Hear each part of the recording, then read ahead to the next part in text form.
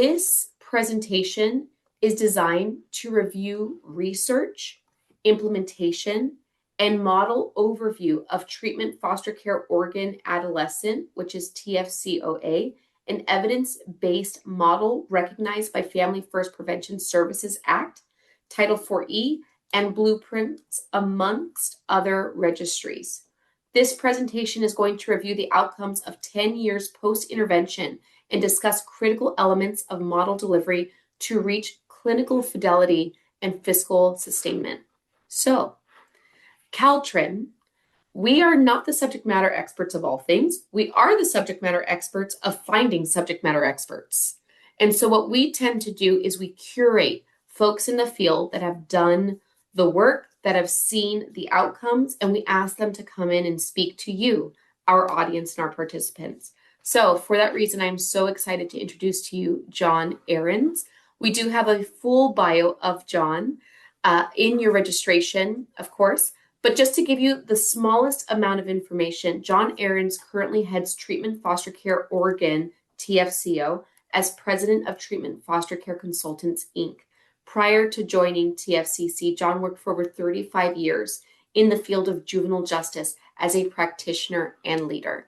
And so, John, we want to say welcome. We're incredibly excited for today's discussion, and we'll be hanging out in the background here as CalTrin, looking forward to your content today.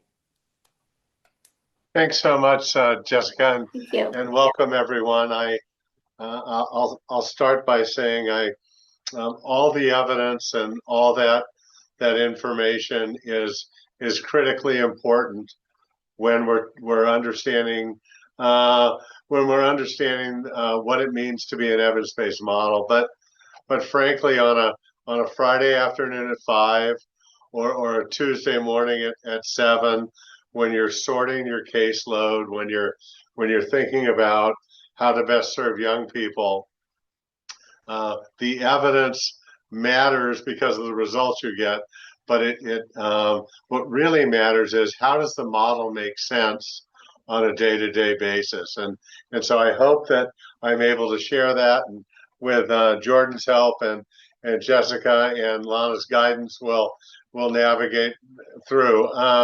Jordan, can we change to the next slide, please? And so before we play this, what I want to do is frame a little bit what I think is most important, and that is young people are more likely to be successful in a home setting. Home settings are more likely to be successful when they are well prepared, well supported, and have a strategy in the background of how to handle difficult moments when they come up, not if they come up, when they come up. So when we think about that, when people talk about foster care or define foster care, very often, because of our experience, we have a picture in our head. Something comes up. And the more experience we have, and for those of us that are professionals in the field, we have a pretty clear sense. And so I want to be sure that you get a frame from the voice of a treatment parent. So this is the voice of some treatment parents talking about the difference between TFCO and their experience with traditional, if you will, foster care. So can we play that, Jordan? Thanks.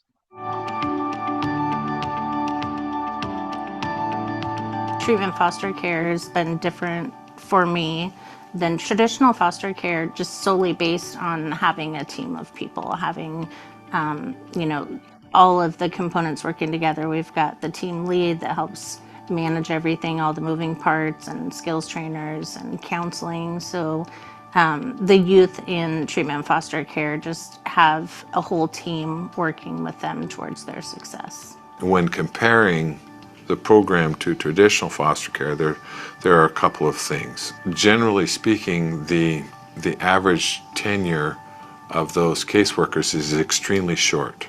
So the level of experience is also very short. Coming from a background where I've worked with DHS and foster care. I was really intrigued when I heard that there's 24-hour support and that you can always have a team lead with you. That's not always an option to have that 24-hour access to someone. So to have that support, especially when you have your own family, was a blessing. First of all, you have very highly qualified people working here who have lots of experience. That's invaluable.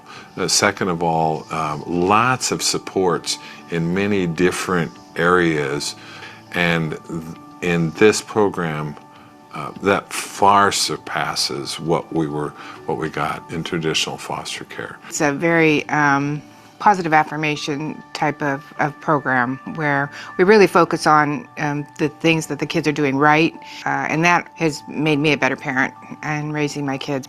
Those are some of the huge differences, and let's be honest, the program pays better, and so it does make it more worthwhile.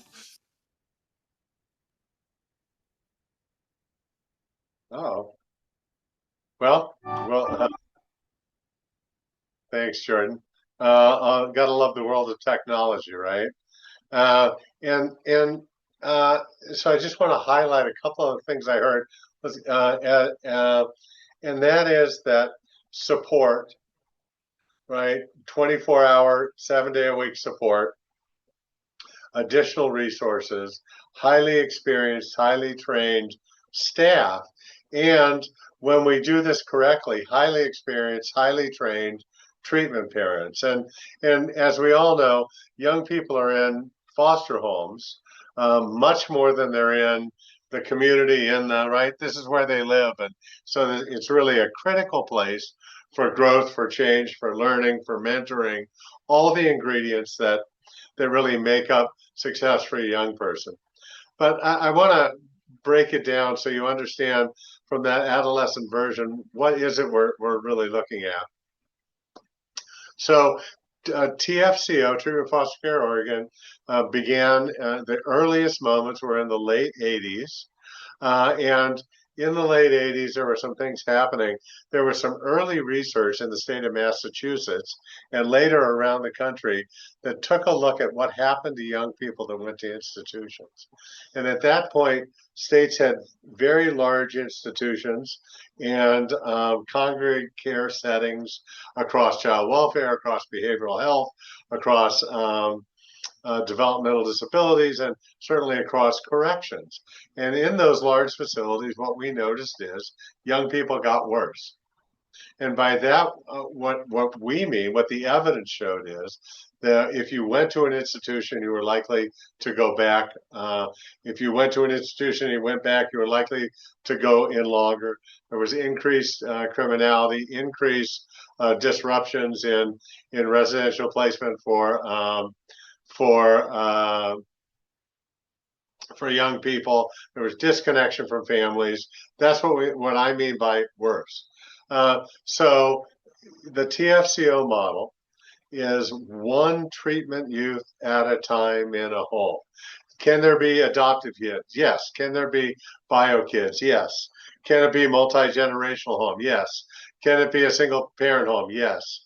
And so, but it's one treatment youth at a time, and that youth is placed in the home for 6 to 9 months as tested, and then as we see more practical applications over the last 40 years, 6 months to a year really is that sweet spot.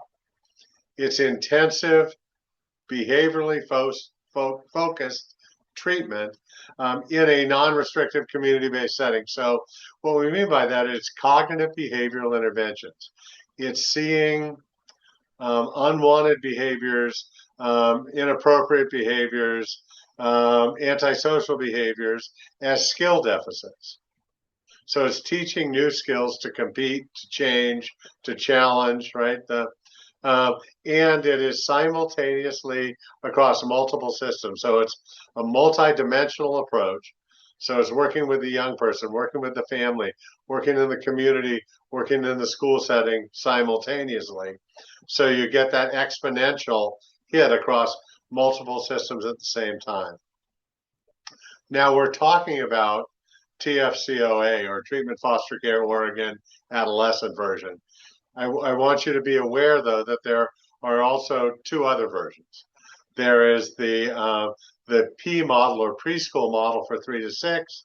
There is the middle childhood model for 7 to 11, and then the one we're focused on today, the adolescent model.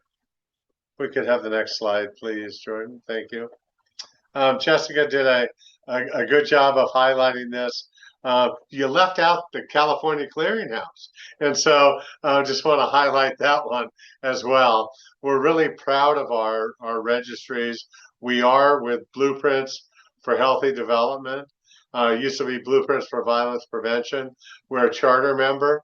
Very proud of that, and as well as the others. And for those of you that are thinking about budget and that kind of thing, the other piece that is important to be aware of is that as a result of being included in the Title IV-E Prevention Services Clearinghouse, if TFCO is included in your prevention plan for the state, you then also qualify for additional reimbursement dollars when implementing TFCO. So for those of you that are on the budget end of things or thinking about system growth and development.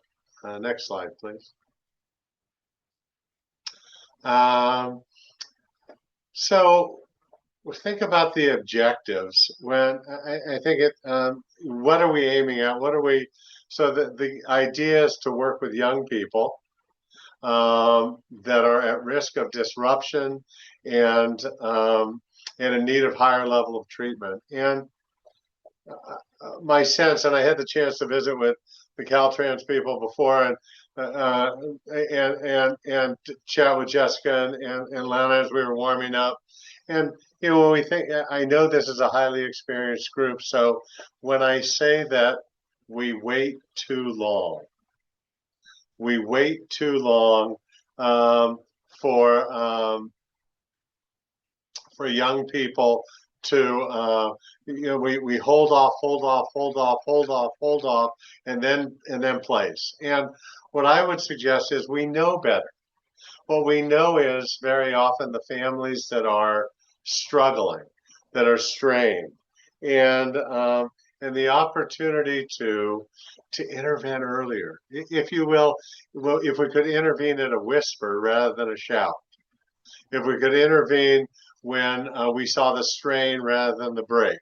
And so we often know that, and I know that from a casework perspective, from my years working in direct service, that very often we wish we could if. And so I just want to acknowledge that and highlight that.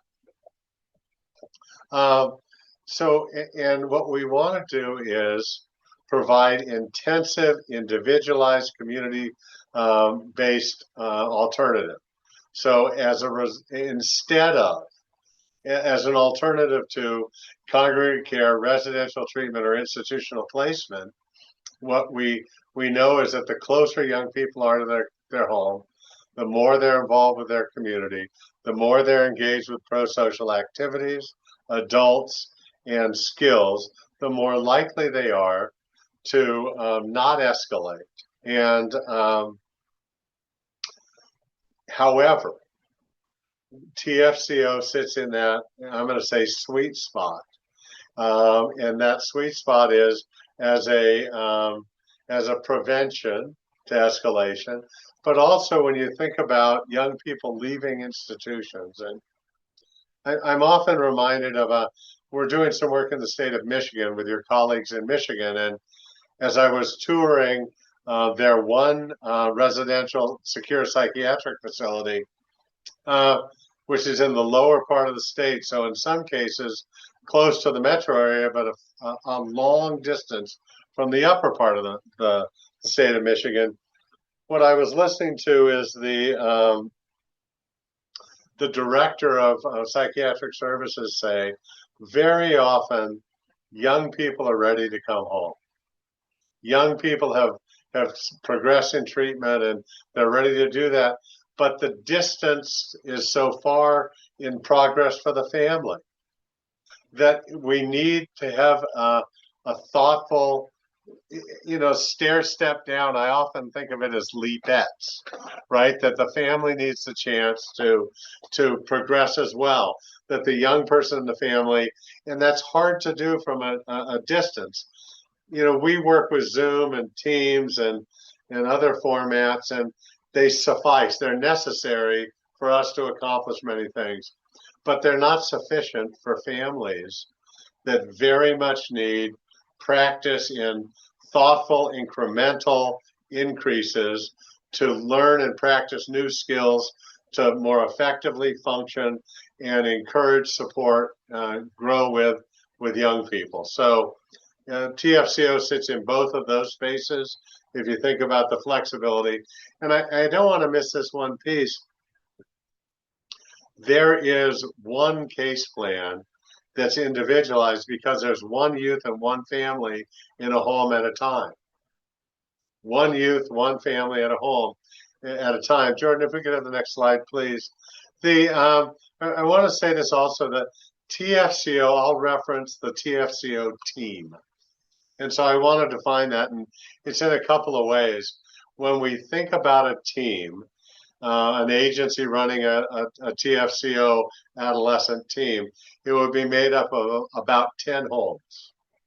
So a full census at any one time are 10 families, maybe 12 if you include the respite families in that count, but about 10 to 12 families and young people. So a full census would be 10, one youth in a home. The youth are never together. There's no group activities. And I'll tell you more about that. What we have, I mentioned, is one treatment youth per home at a time. There can be other youth in the home. Highly trained and highly supported treatment foster homes. And so I want to say a little more about that, because often people will say, well, how much training do they get? What does that look like? And so the treatment foster parents that are within the TFCO program receive, of course, and meet all the qualifications for whatever state requirements there are. In addition to that, they have 21 hours of training on the front end before they receive a youth in their home. And then weekly, there are treatment parent meetings that are about 2 hours in length. Now, I want to talk about training for a minute, because really what we want to create in TFCO, and for you training officers out there, I want you to think about, is creating a culture, not train. So we tend to train and check, or train and test, or train and hope. Instead, what we want to do is create a culture of learning. So over time, our TFCO treatment parents learn new skills and new strategies. And the team leader who's orchestrating the matching and placing of youth in the home learns more about the strengths and skills and strategies and matching for youth. That's really the responsivity piece.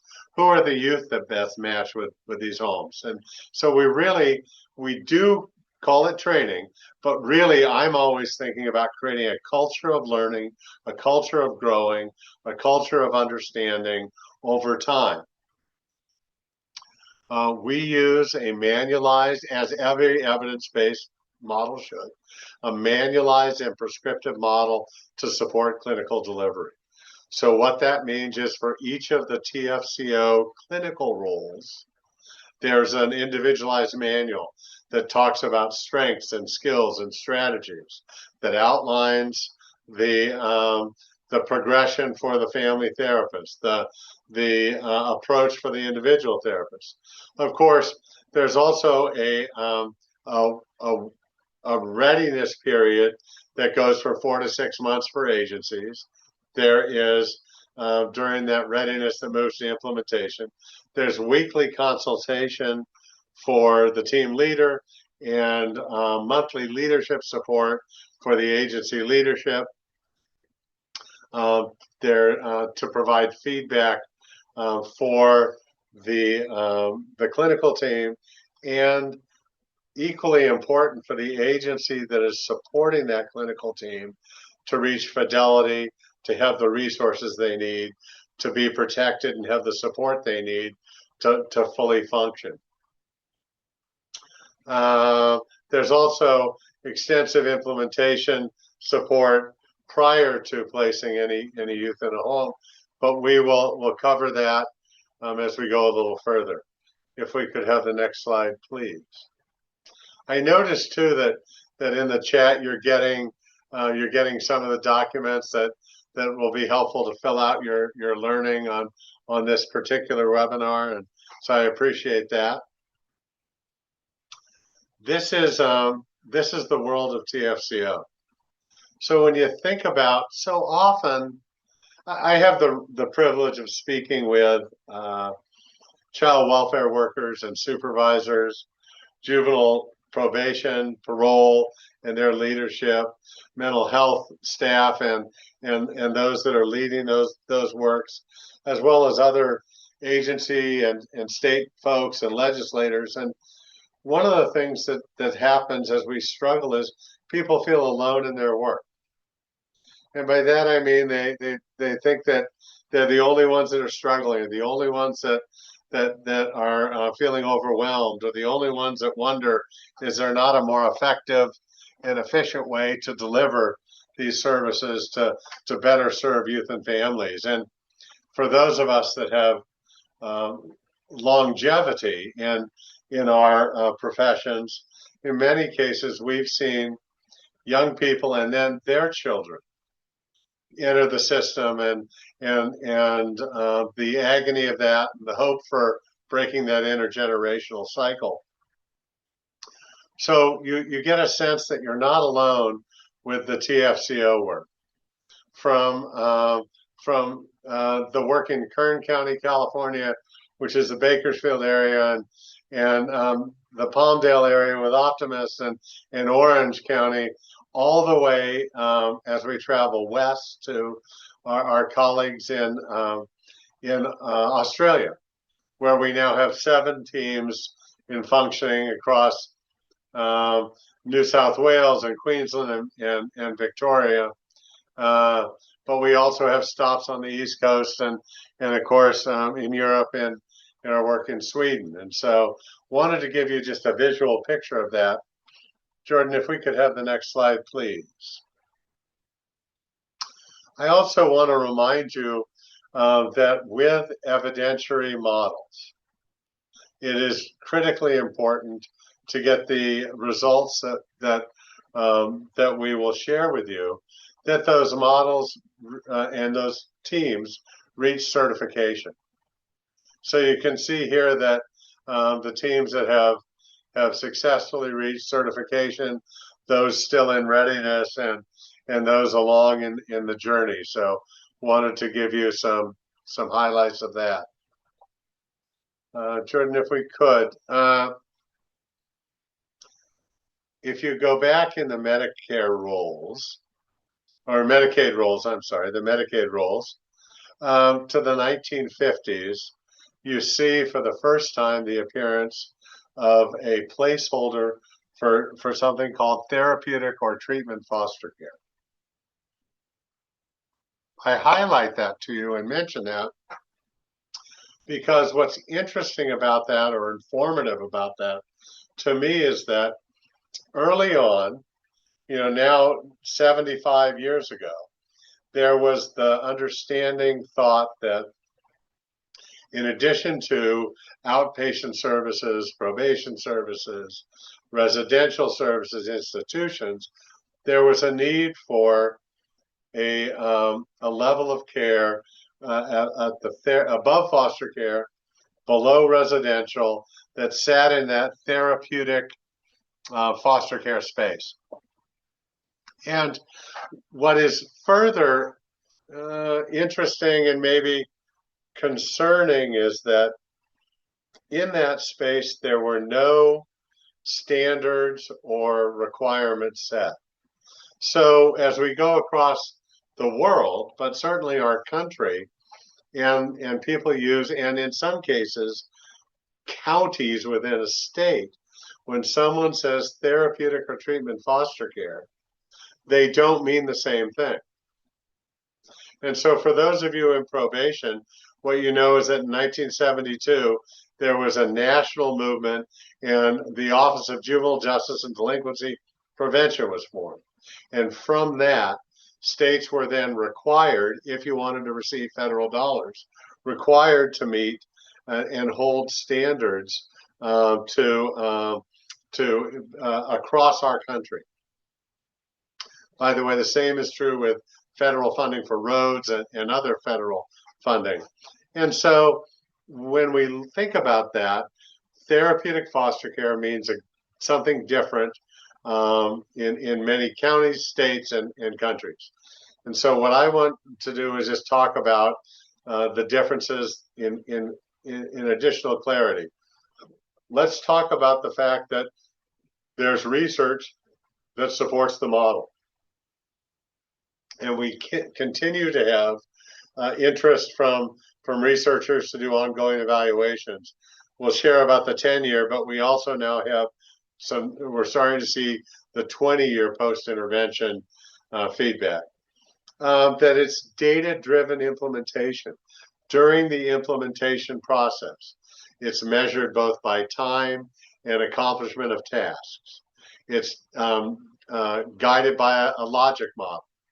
That throughout the entire delivery of the model, even once a team is certified, there continues to be fidelity monitoring to be certain that teams in clinical delivery continues to meet the standards set by the model and hold fidelity. That we have identified from the research specific practices that produce positive change. That we utilize a daily point and level system, that we track unwanted behavior through a validated tool, the Parent Daily Report tool, that we utilize protective factors that have been proven out, such as clear non-harsh limit setting, adult mentoring. And Jordan, if we could have the next slide, please. I want to pause here for a moment and talk about one of the tools and the importance of it. What we know about young people that escalate in the system, that penetrate further, that remain longer, is that they have a history of failure. And along those lines, in foster care, one of the real critical measures of that is disruption. So a young person is placed in a foster home and they fail in that home, move to another foster home, and they fail in that home, move to another foster home, so on and so forth. In the county of San Diego, in the similar geographic location to where the ACEs study was done, Adverse Childhood Experiences, we participated in a study, we being Oregon Social Learning Center, and in that study, they were looking for one specific thing: who disrupts? Who disrupts from foster care?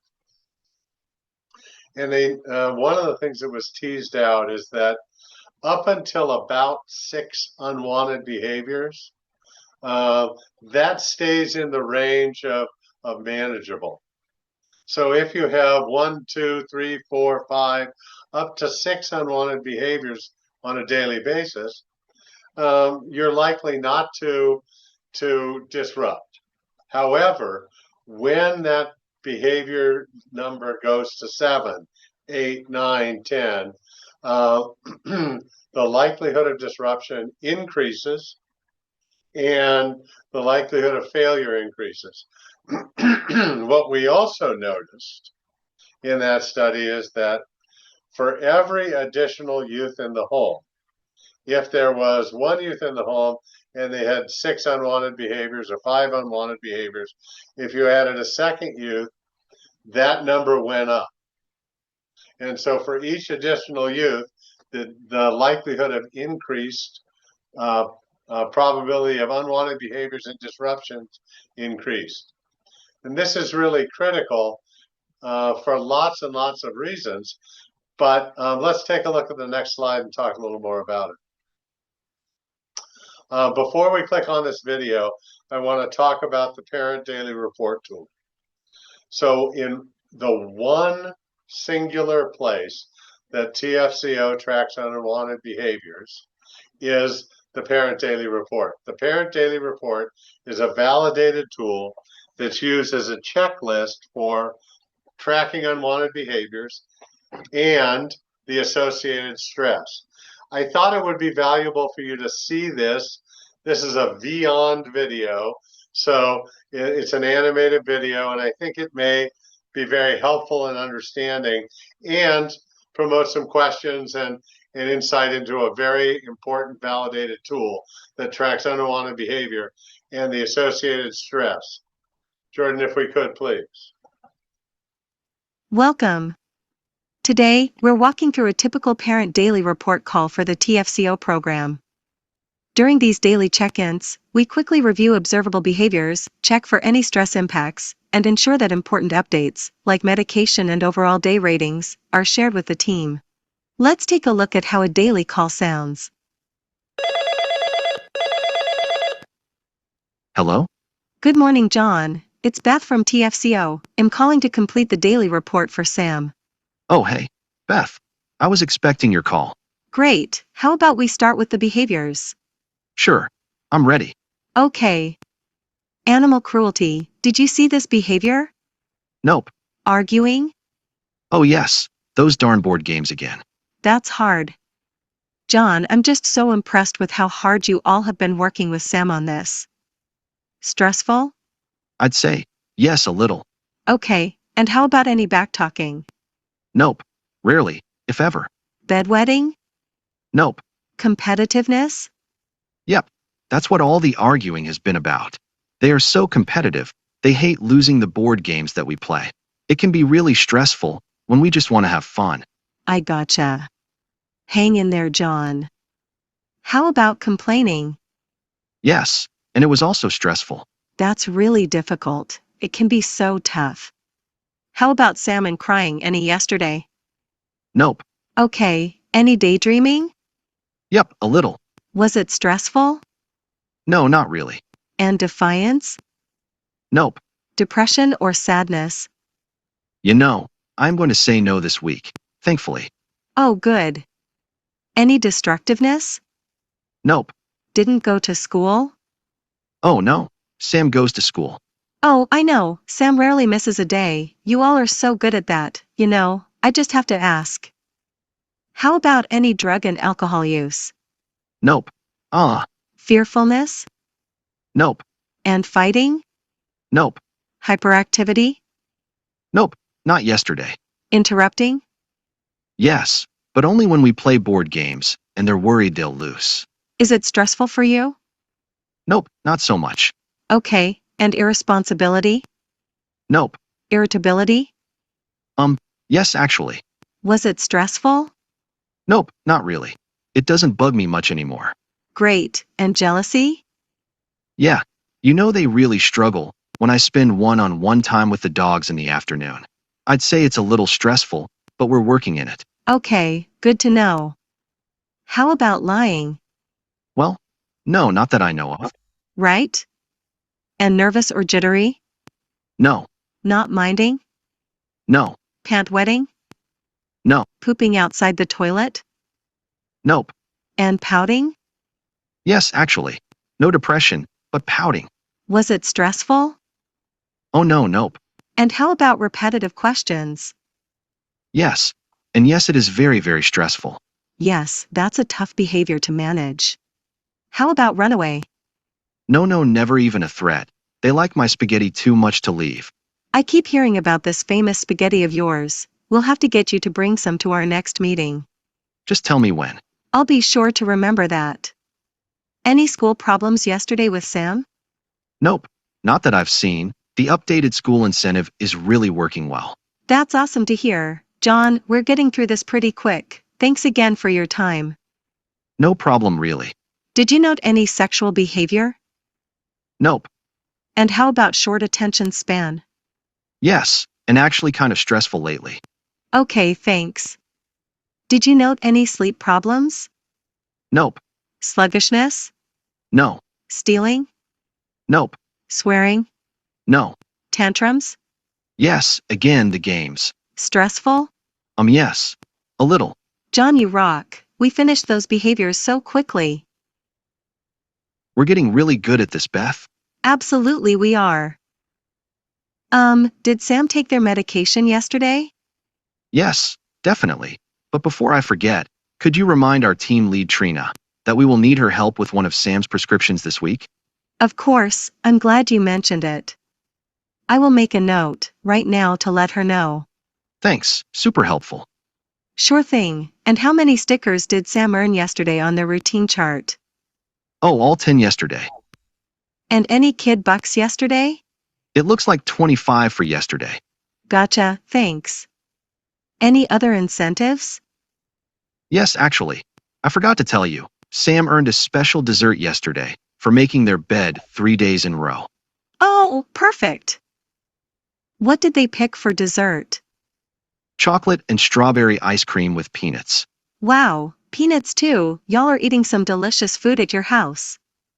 So how about any breaks yesterday for Sam? Well, Sam did need to take a break yesterday, but they didn't lose any of their privileges, thankfully. Oh, all right. That's good for us to know.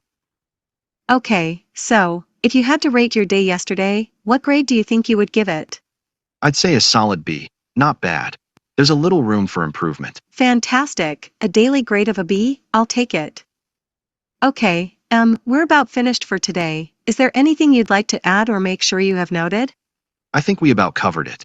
I just wanted to make sure to mention the ice cream and the medicine. Thank you, though. I definitely made a note of both of those things. No worries. We're looking forward to seeing you this afternoon at our parents' meeting. Totally. See you this afternoon. Oh, don't forget to bring those minding charts for Trina. Right. Thanks for the reminder. Of course. See you later today. Okay, bye. Bye-bye, John.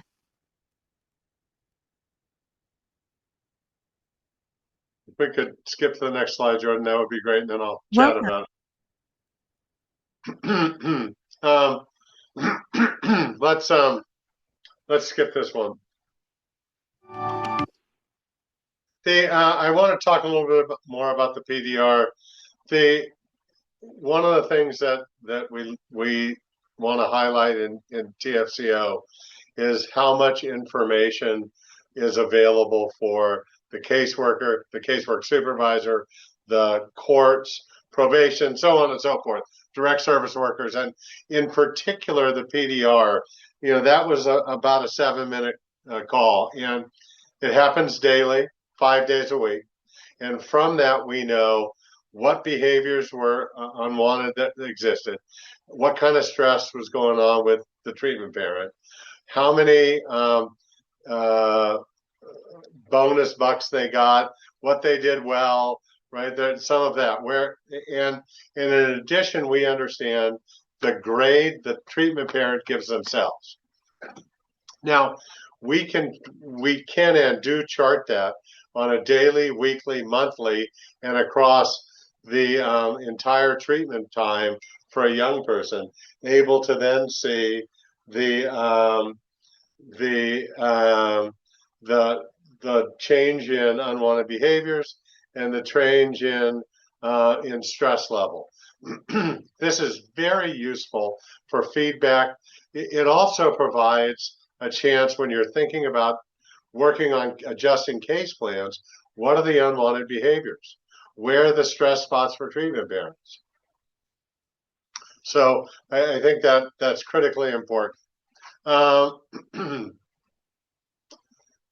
When we look at the research, and I want to do this fairly quickly and then get to the model more specifically, there were 8 randomized control trials, and I have them highlighted for you here.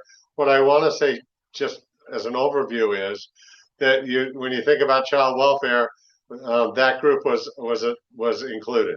When you think about juvenile justice, that was the original group and was included on multiple occasions. Young women, mental health services, child welfare, placement disruption, placement reduction.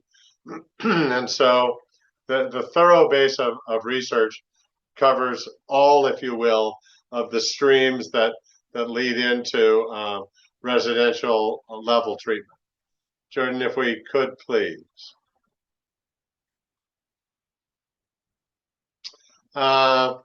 When we look at this is a collection of research conclusions, and so for young women, we saw a reduction in placement disruptions.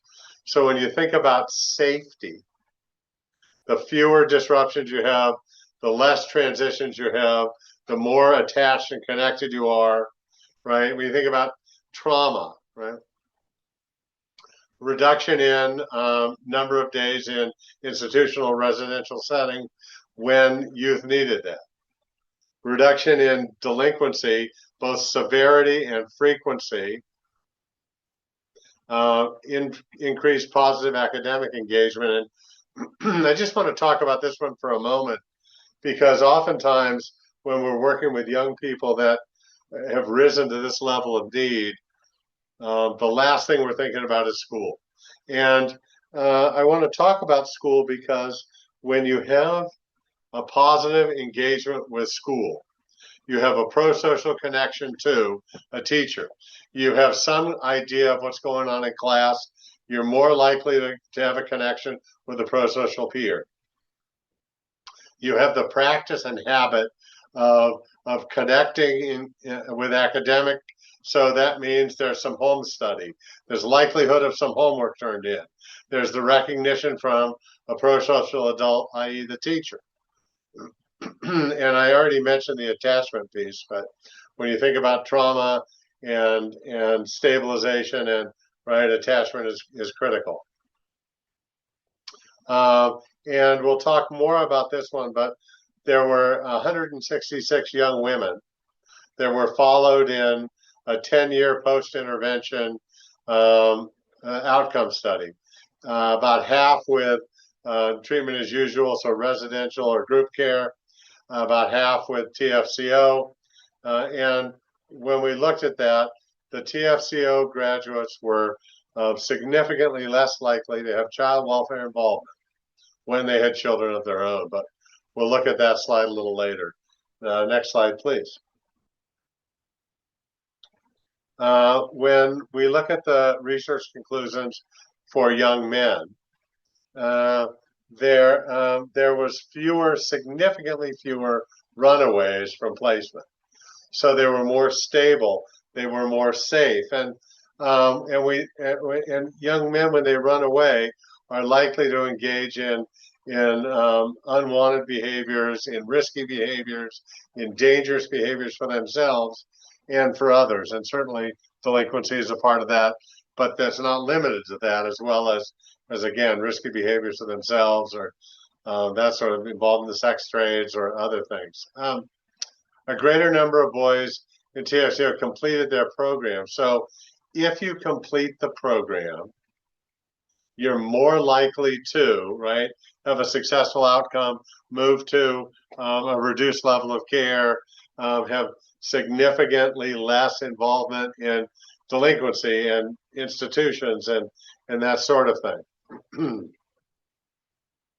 And when you think about reduction in incarceration, looking for a full year afterwards, that means young people were not penetrating the system as far, not requiring incarceration when they did, and maintaining engagement with pro-social activities, people, and places in the community. Jordan, if we could, please. So these are the next three slides are studies that we thought would be relevant to you, that include not only the study, left-hand column, the findings and outcomes in the right-hand column, and at the bottom, the reference so that you could link to them. And again, we're looking at studies that that this one is as recent as 2022, where we looked at the 10-year post-intervention one. But I think that this is, for those of you that are thinking, what are the things that drove these positive outcomes? What are the things that we ought to attend to as we consider bringing in TFCO, or as we consider other evidence-based models, and that sort of thing? And so if we could look at the next slide, please. As we go back, also want to take a look at again the studies on the left-hand side and the outcomes on the right-hand side. And so want to be sure you have that. In the next slide, please. Not surprisingly, for those of you following along at home, that this is the third one, right, of this series. We want you to have the depth and breadth of the research and the associated findings, so that you can track those as you're looking at those. And the next slide, if you will. So all that other information is really critical. And it talks about delinquency, it talks about stability, it talks about fewer disruptions, more pro-social connections, so on and so forth. All very important. I don't want to minimize them. But for those of us that are thinking about legacy work, we're thinking about how do we turn the tide?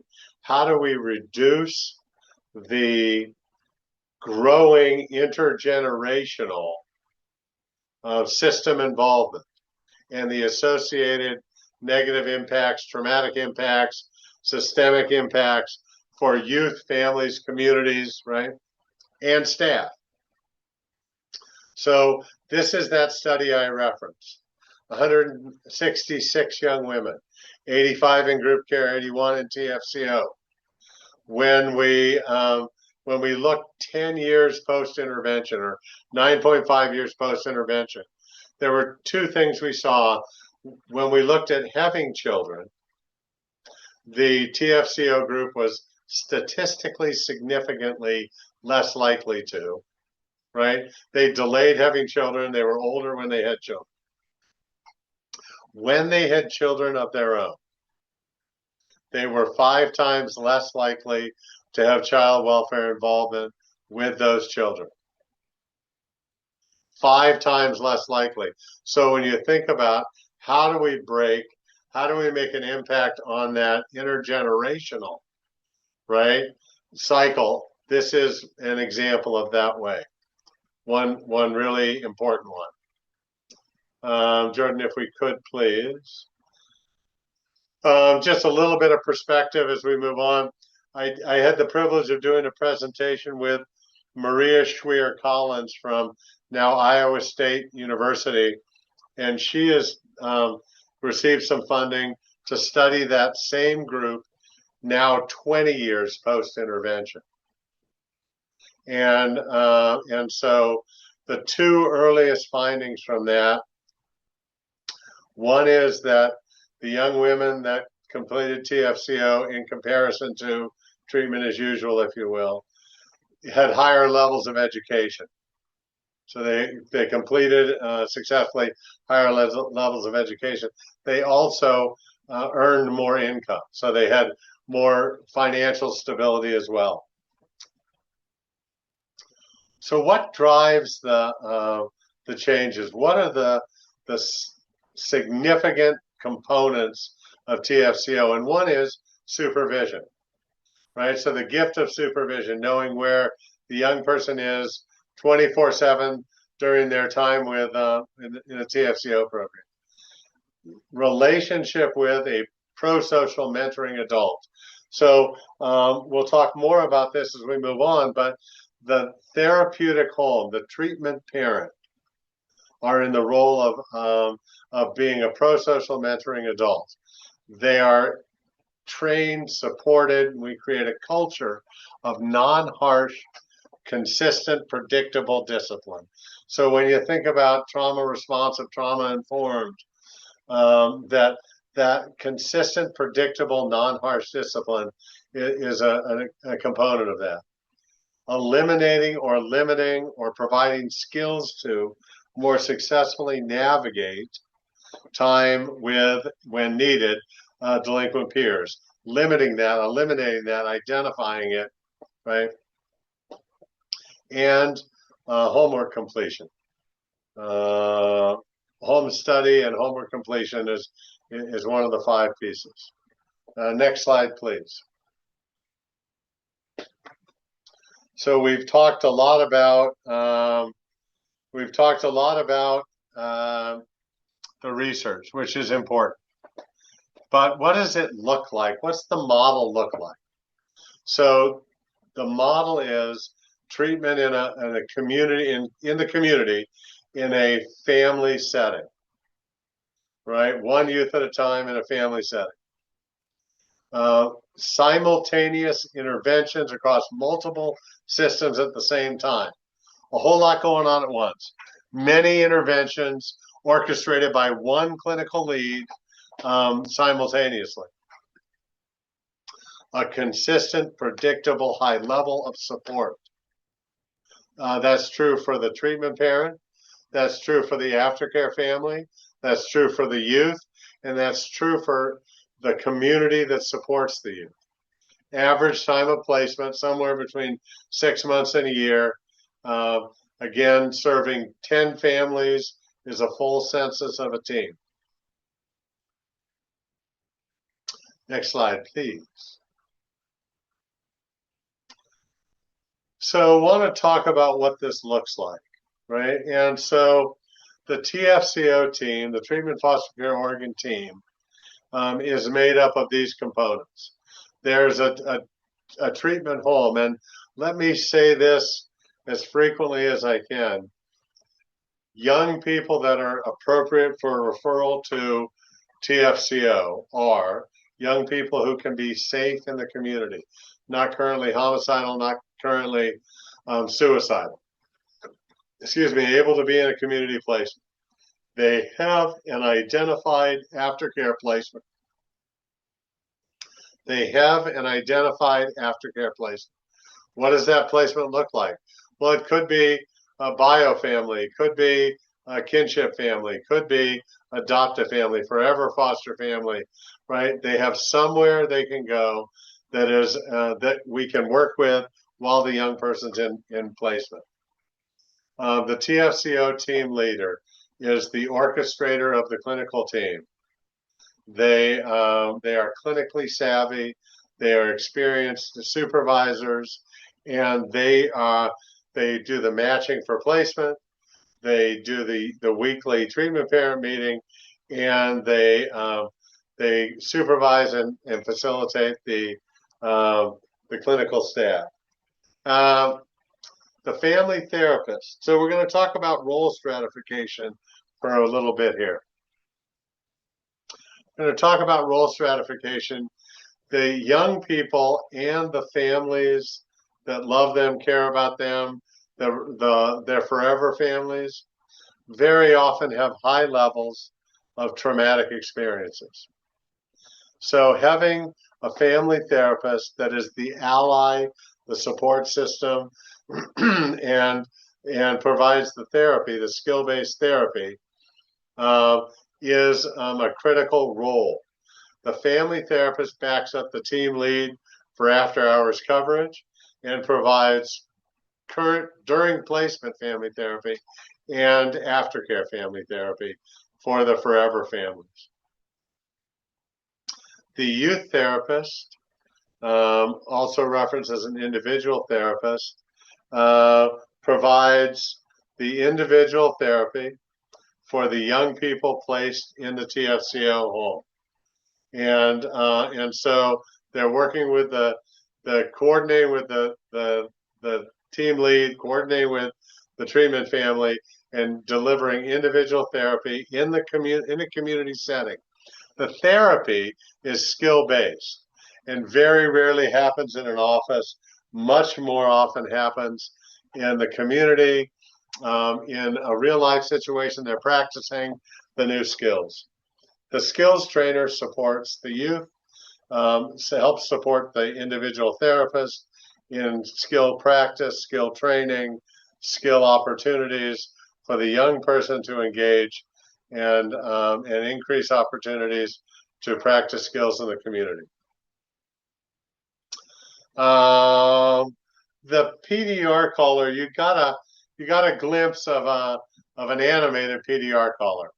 The parent daily report caller is 3 roles in one. They are the PDR caller, they're the foster parent recruiter, and they're also the trainer and supporter of the foster parents as well. They're checking in with the foster parents. They know their needs, that sort of thing. There is a consulting psychiatrist as needed on cases for medication management, ideally trained in the model. And there is a TFCO champion who some of you may be in your roles as supervisors, as program managers. That's someone who takes care of the administrative needs, supports the team, that sort of thing. Next slide, please. Here's another way of looking at the TFCO model. And I want you to think about the greatest leadership you've had, where communication is one message, one voice, clear purpose. Where if you're a caseworker and you need to know what's going on with the case, you make one call to the team lead. And that team lead knows about the family therapy update, knows about the PDR information, knows what's going on with school, knows what's happening in the individual therapy, knows how things are going in the TFCO treatment home. Let me say this again, one call. You make one call to the team leader. You need someone to come to court. The team leader comes. You need to talk about referrals. Team leader is the call. Right? One call, one messaging, one voice. And so people find that to be extremely helpful in delivering and getting case management support. And so wanted to highlight that. If we could, Jordan, the next slide, please. So this slide, as you have a look at it, is a really great example of what happens across the 3 main disciplines. So I wanted you to have a look at what does it look like from the treatment home, the TFCO home. What's that look like? What slice is that? And so you can see there's the training, which I referenced as culture before. I'll hold to that one. They participate in the PDR calls 5 times a week. They participate in the weekly treatment parent meetings. They have 24/7 support from the team lead or family therapist, who's ever the backup. And then monthly, there's respite. So each month, there's a weekend where respite is provided for the TFCO home. From a child's perspective, you see that center circle, if you will, that slice, where there's therapeutic case management, there's a behavior management system with points and levels and reinforcement, daily mentoring, close supervision. There's a school tracking card, and we're trained the teachers on filling that out and reinforce that with the teachers. Individual therapy and skills coaching to support them. And then for the family, there's the family therapy component, which we talked about. There's therapeutic visits. So let's talk about that for a minute. The young person and the family begin working on begin having visits. The first visit may be a 10-minute FaceTime call, because there needs to be some work done before we do longer visits. We want the visits to be successful, supportive, encouraging. And so we work to build those up. The family therapist is working from the first moment on strategies to interrupt what was that coercive parenting, to build in new skills and strategies to improve parenting. Very often, the identified youth who's in TFCO has some siblings at home that are so the parents are really it's a multiple benefits, and so the other young people get some of those benefits as well, and it all occurs in the community. I want to highlight the family therapy piece for just a moment.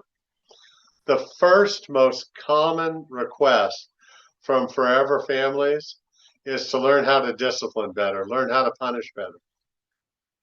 And so we say thank you for that. That good. We'll put that on the list. That's about 7 or 8 steps down the road. The first thing we want to work on is what your child does well, what you do well, how to reinforce that, how to support that, how to communicate better, how to pre-teach, how to plan, right? All those sorts of things. Next slide, please. Again, this is for your reference later on. Wanted to just talk about what are the treatment tools. And we've highlighted some of them, but wanted you to have this list of treatment tools so that they'd be at the ready for you if you want. If you want a behavior to increase, notice it. If you want a behavior to be to increase, recognize it. If you want a behavior to increase, reinforce it, reinforce it, reinforce it. Next slide, please. If we could, I mentioned click one more time, Jordan. I mentioned the reports that are available through the PDR. And so I just wanted to show you a slide of them as one of the treatment tools. On the left-hand side, you see a graph over time of a young person in treatment. I realize it's hard to see. You're seeing their unwanted behaviors and stress, and you're seeing the trending that it goes over the 6-month period in treatment. Really invaluable to caseworkers, invaluable to supervisors, such a useful tool to be able to bring into court and show judges and also to feed back to treatment parents about how things are going. I want to highlight one more thing if I can. So I want to tell you a story about a treatment parent. There was a young person that was placed in a treatment home who one of the problems was going to the bathroom outside the toilet, in particular urinating outside the toilet. And that can be a really challenging behavior for a treatment home. And so the home was aware of it and was willing to take the young person on and tried lots of things about incentives and having the carpet cleaned and not addressing it directly and so on and so forth. But the young person continued to do it, in particular late at night when they wake up in the middle of the night. And so the team leader had this idea that on one home visit, they would put Visqueen all over the floor in the bedroom so that when the young person went to the bathroom on the floor, it wouldn't soak in, helps the treatment parent, avoid some of the smell, so on, and so easier to clean up. And so the treatment parent went in and each morning said, "Good morning," had a bucket and a rag in their hand, set the bucket down and said, "After you get things squared up here, look forward to seeing you downstairs for breakfast." And so that completely took the fight out of it. The young person, cleaned up and then went downstairs. It reduced the stress for the treatment parent. It reduced the battle, and every time the young person cleaned up, they were reinforced. And so, and over time, that behavior ceased and was a relief to everyone. So you can be sure. Next slide, please.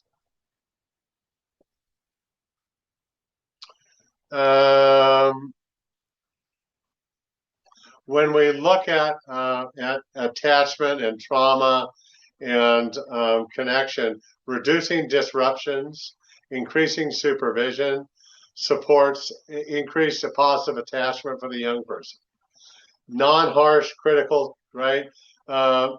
Intervention from the treatment parents supports a reduction in conflict, increasing coping skills. So if you think about it, for young people, what you want to do throughout the treatment cycle is strategize about ways to more effectively, more efficiently, more successfully navigate daily function.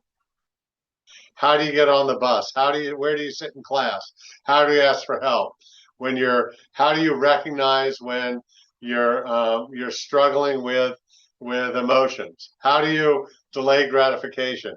Right? What are the ways to do that? How do you effectively, for both the family and the young person, repair some of the damage in relationship? How do you set limits?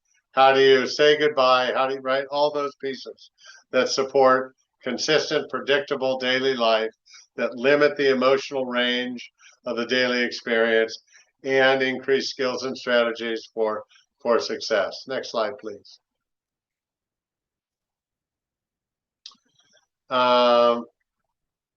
Want to just talk a little bit to highlight some pieces. TFCO, when you think about trauma specific, consistency, predictability, planning, information, communication, knowledge, all those pieces feed into support for the young person and being trauma specific and trauma responsive. Recognizing and highlighting what the youth does well. By the way, when there needs to be, and of course there does, when there needs to be limit setting, it occurs from the team leader. So it occurs from the team leader because we want to move the young person from closer to the treatment parent. We want to move the young person closer to the treatment parent so that they are more likely to feel safe in the home, to feel supported in the home.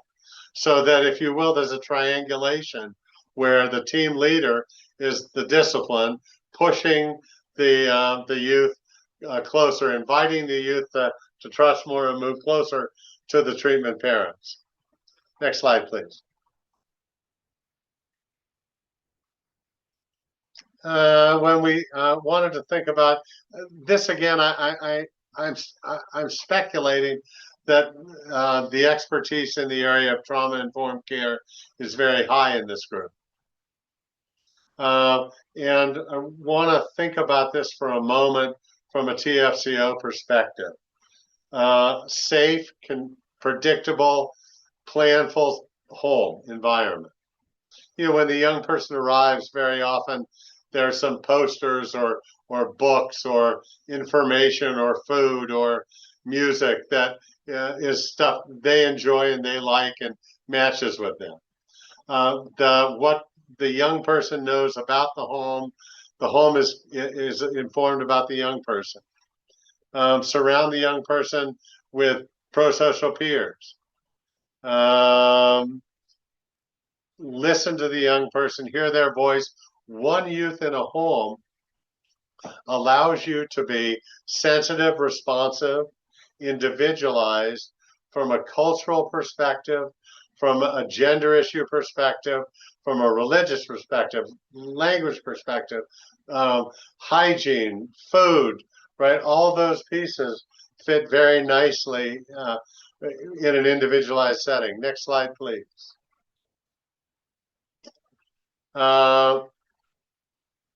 TFCO is not a crisis placement. It's not going to help you Friday at 5 when you've got to find a placement with no prior knowledge. What it is a thoughtful, predictable alternative to residential treatment. It takes about 7 to 14 days, and in that time, the team lead is meeting with the young person and the family. The team lead is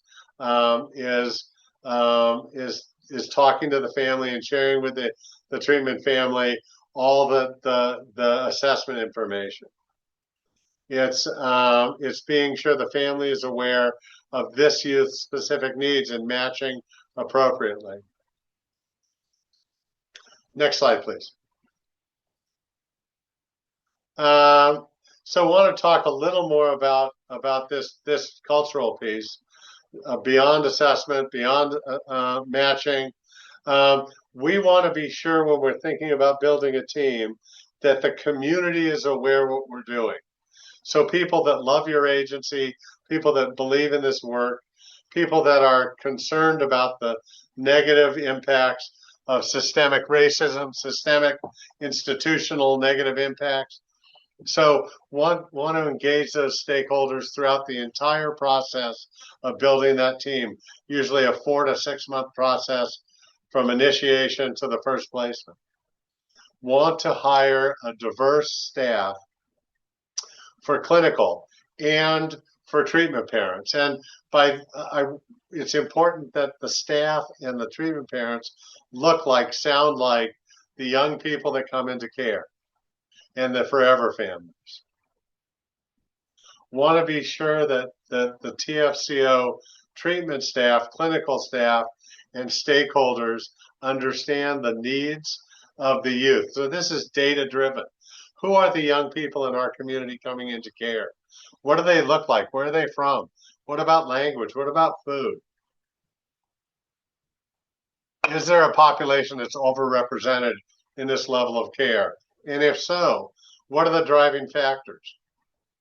Keeping them in the community, building community capacity, building out teams that are equipped and want not just to support, but help young people thrive that are at this level of care and need. To think about those cultural needs in the home, right? Think about those cultural needs in the community. How do we plan activities, support, right? That piece. Next slide, please. We've talked about this. Let me see if there's.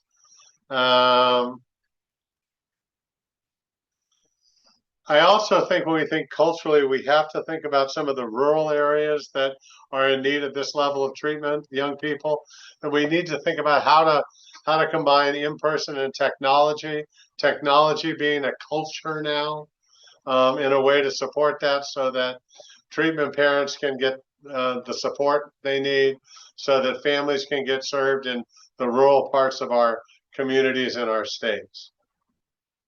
Next slide, please. This is a nice summary of the monitoring that occurs. This is what we mean by fidelity. This is the logic model. On the left-hand side, starting at feasibility and the pieces that go with that to get an agency ready. Is the agency skilled and appropriate? Have the bandwidth administratively? The implementation support. What does it take once you've decided an agency can do this to actually set up systems to deliver it? Once you're placing youth, the clinical supervision, and ongoing the fidelity monitoring. Jordan, if this is going to take some technological savvy, which I know we can do, can we go back to that second video? It's the one that followed the PDR, I believe. I know that's asking a lot. I want to own I couldn't possibly do it myself. So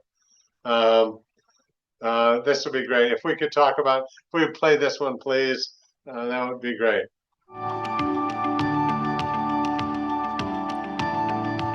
Even though there's a lot of support, it doesn't feel clinical. It still feels as part of a family. And we believe that the family is the foundational building block of culture. And so with the extensive supports that the program has, felt like that was a really good model to work through. I feel very well supported. It's pretty amazing to me. It takes a lot of the stress away knowing that. Well, the program is very hands-on and supportive. You're never alone. There's times where I have conflicts with my own kids in terms of appointments, and I was even hospitalized for a chunk of time during my pregnancy, and the program was absolutely phenomenal in ensuring that our youth felt supported and our family could still function. That was frequent check-ins, flowers delivered to the hospital, just a sense of community care and even family. How can I help? There was extra transportation provided from therapists and skills trainers, and even the team lead coming and just filling in voids where I couldn't always do what I needed to do. And that continues even outside of an emergency within the family. 24/7 on call, always available, any kind of issue that you have. At times I've done this as a single parent, and so I really need that support. I don't know why this one cuts off like that, but it does. If we could shift back to just the fidelity slide. I want to highlight a couple of things. That TFCO is by no means a simple implementation, and so as you're thinking about TFCO and how it might fit, we are happy to have some dialogue with you about, does this make sense for your community, for your agency, for the resources you have. And we've had some people explore where TFCO might be too big of a leap. Imagine, as you think about delivering foster care, if you had the information once a week, twice a week, 3 times a week that the PDR delivers. Imagine how supported you might feel as a caseworker, as a probation officer, as a supervisor, as a manager, about what's happening in the homes. Far too often we're losing really valuable foster homes and treatment homes because the families aren't feeling supported, or there's too much stress, or or we're missing critical unwanted behaviors that we could have worked on and strategized about.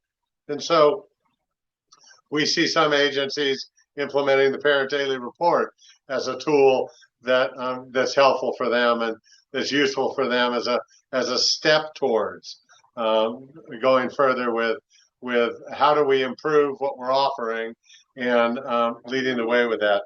Jordan, if we could show the next slide. You're going to get just a little bit of the train experience, and I want to both apologize for that and say it's part of my life. So when you think about evidence-based models, and we use those terms very often, I want you to think about these steps in it: thoroughly completing and being patient with development activities, building and sustaining internal support and external support, understanding how referrals occur. Are we shotgunning referrals? Are we short on referrals? All right. In what way do we process referrals? Engaging youth and parents, having fun together, and holding true to fidelity over time. If we could, next slide, please.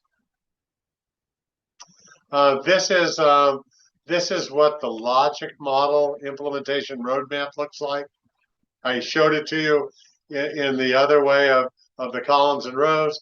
This is the true roadmap of how do you navigate from interest through competency, mastery, and certification. Next slide, please. Here we go.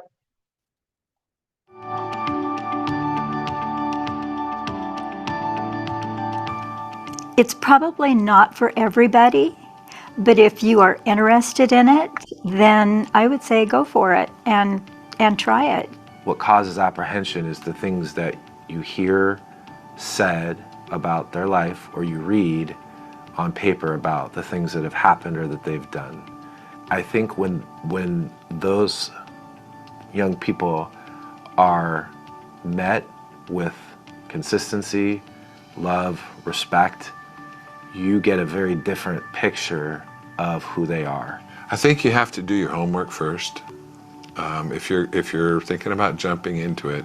But I do think you need to understand who you are as a family first, and then try to pick someone who will be a good fit. Ask questions, get support from other foster parents. The weekly meetings are a great place where you can safely share about your youth.